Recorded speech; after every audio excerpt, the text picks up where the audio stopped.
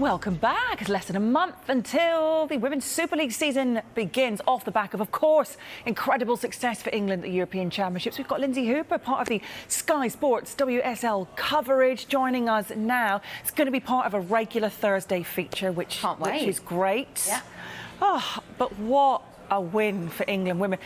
It took a while to sink in, but I think it's there. We can capitalise on this massively, can't we, in so many ways? Oh, yeah. I mean, the impact's going to be huge. I think we've seen that even if you're just flicking through your newspapers on the morning, having your breakfast, you just can't escape pictures of the Lionesses right now. And I think that is going to translate over to WSL. We've seen already that the Lionesses, they had that game against USA that went on sale. There were queues for 36 hours, people trying to get tickets. It sold out. I think by 10 a.m. they sold 65,000 tickets. So you saw that immediately with the Lionesses, but then it's transferring that over to the WSL as well. A load of these players, of course, play for the top sides. We've seen already that Manchester City, they've got record sales for their season tickets. Chelsea have sold out their season ticket allocation. And it's not just the big teams. It actually has had an effect further down the table. West Ham, Brighton, Leicester, we're talking 200+% rise in uptake of season tickets. So already we know that there is an impact there. We want it to be more, but for a starting point, it's fantastic. Yeah, that is quite incredible. What we also saw was, filtering way down, is this open letter, of course, to primary schools or to schools to make sure that girls, young ladies are allowed to play football, that they are equal with the boys when they're going to PE and not just having to play, I mean, many other great sports like netball and hockey, but allowed to play football as well. This was the open letter. This was a tweet by the Lionesses just days after the tournament. We see this as only the beginning. How important was that letter, and how important that we keep making sure we check on this to see that that is followed through? Yeah, I mean, the legacy, it starts now, but we also have to check in on it, like you say, and make sure that it continues. I think that the crucial part here is that this was from the Lionesses themselves. Yes. In fact, it was Lotte Wubben-Moy, who plays for Arsenal, who sat down with all of the other Lionesses and said, I think we should actually put this in writing. And then collectively, they did that. Now, how strong as one unit, as the European champions, to be able to put that out there already? We'd heard these figures running up into the final that 63% of schools offered girls football, but there was a big chunk that didn't. And it's trying to apply that pressure so that there's an equal opportunity, but the grassroots has to benefit from this as well. And this is the Lionesses' way of trying to pay it back down that pyramid. And I think at school level, that's where you're going to be able to get and attract more talent. It also addresses as well the diversity factor, which has been spoken about for these European Championships, because we want more access at all schools, inner city schools as well, to try and make that talent pathway easier. Yeah, absolutely.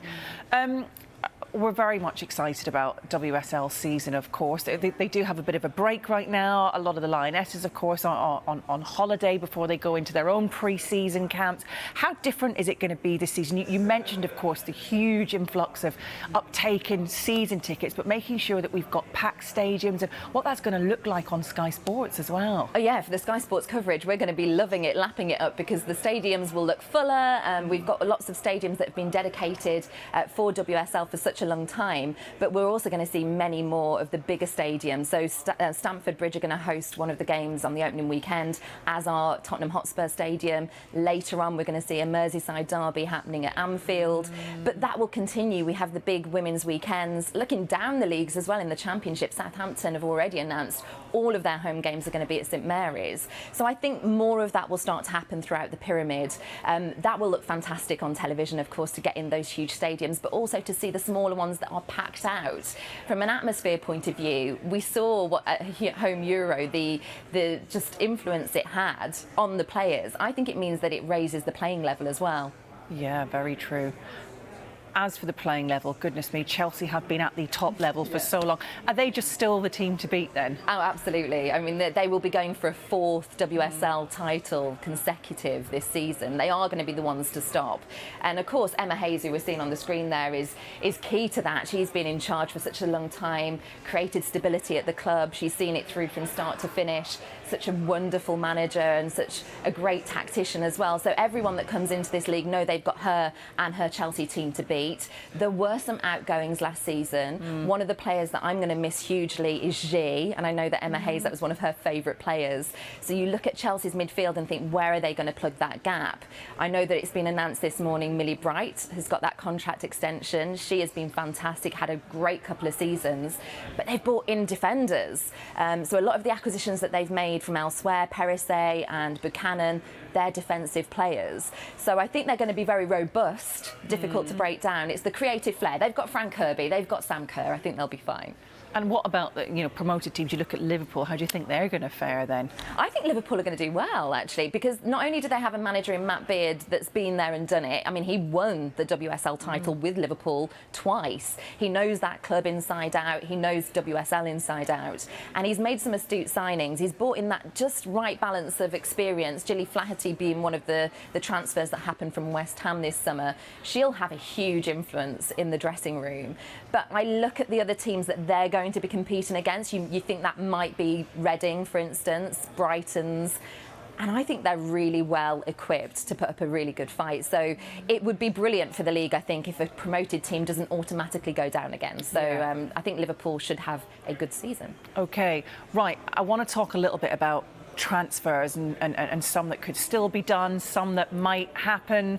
Are we expecting to see a lot of movement and big figures involved with players potentially moving? That's going to be interesting, isn't it? We're starting to find out a little bit more, putting more meat on the bone, shall I say, when it comes to transfer news, because there's been a lack of transparency, I think, in the past. We haven't known what wages certain players are on. We haven't known the transfer fees particularly. Often we've just been told 3-year deal, 2-year deal. But we're starting to understand now more. So Rachel Daly going to Aston Villa, for instance, from Houston Dash. She had an extra year on her contract out in America at the NWSL. So we know that would have been a huge fee for Aston Villa's point of view from their terms. So I think it's going to be one where there will be more money involved. We will start to learn more about those figures. Nikita Paris's move to Manchester United as well. That will have big wage implications, I'm sure. So WSL, in terms of being one of the leading contenders of leagues in Europe and around the world, it's showing now that it's got the money to back it up. So, yeah, I think we will see big transfers. Right.